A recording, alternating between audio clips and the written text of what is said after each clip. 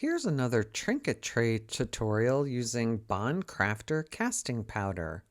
I'm using a couple different products here. This is a dark ocean green mica. And I did another trinket tray a couple videos ago.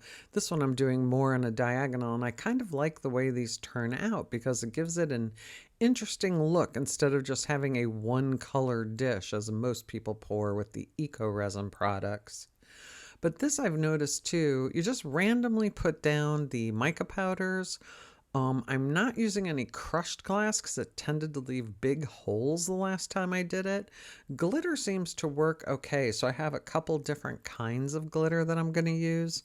One is smaller pieces, vintage gold glass glitter from Michaels, and I'll have all the names below.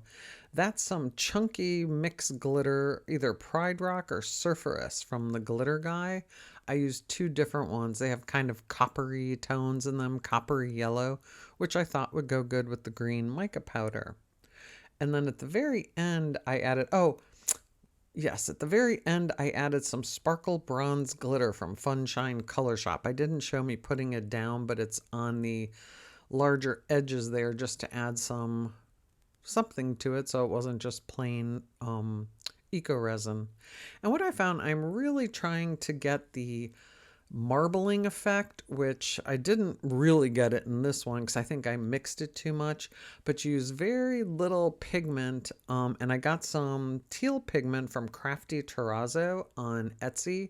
Their pigment's made for Jesmonite, which is a different kind of product similar to this, but you don't mix with water, you mix with powder, and they're liquid.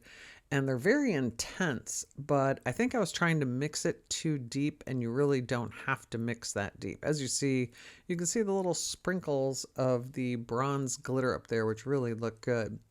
And for this, I mixed up 200 grams of the powder to 60 grams of water. It's 100 to 3, basically, the ratio. And I'm showing this real time so you can see how sludgy it is. And you're like, oh no, this isn't going to work. But it actually clears up pretty fast here and just becomes a very smooth liquid. And I've tried a few different eco resins like this. Some are thicker, some are thinner. This is on the thin side from Bond Craftor. It doesn't start curing right away, where others will start curing within like 5 minutes. So it seems like you have a little bit longer of a work time with this stuff. And I'm just probably overkilling the mixing here. I just wanted to make sure that I didn't have any lumps or clumps. Probably would have been easier to mix it in a bowl. But these are 16-ounce cups that I just dumped the powder into. And here I'm adding this pigment, and you'll see how dark it is. I think I had 5 or 6 drops. And to get the marble effect, you're just supposed to swirl it in, which I do, but then I noticed the color on the sides of the glass, so I started scraping at the sides of the glass, and then I even add more pigment. So the next time I do this, I'll just, I should have left it right there and poured it, because I think that's how the marbling works. The more you mix it, the more it mixes colors in. But I'm very amused by this. We're actually designing a few new molds to use with eco resin that don't have a shiny surface, and another one that has a shiny surface, so I'll have videos out for those very soon. But I like these different effects, and I like having different molds. I do, as I mentioned in my previous video, I hate this oblong mold because everyone, their mother, brother, sister, and grandmother has this mold. But I got it for free, and it works okay for these test pours. So I figured I would use it again. You can see the pink powder that was left from a previous pour because it seems to get stained from this. But once you have the mica in there, and you just, along with this marbling, you're also supposed to swirl it when you pour it. So I'm just kind of swirling it there. It does tend to leave the mica powder on the surface, which you just dust off with a makeup brush. But I kind of like working with this because you can demold it pretty fast.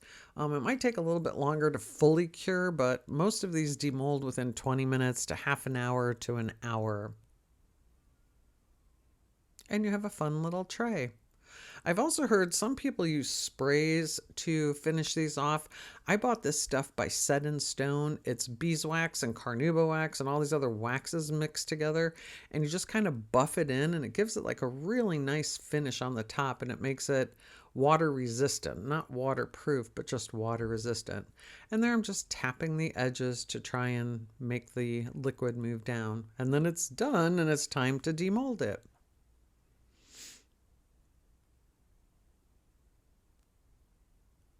That chunky mixed glitter really shows up nicely. And what's nice about this is it leaves little holes and pockets which look very intentional, and that little bronze glitter looked excellent on the open areas. And there you see there's excess mica and you just brush it off. I didn't show coating it with the set in stone wax, but you just buff it in a circular motion, and you have to sand off the back a little bit because there is a little lip. But this is a quick and easy little project, and I might just try this with some other micas and see if I can get that marbling working correctly. So there's the finished piece. I think it turned out cute and glittery.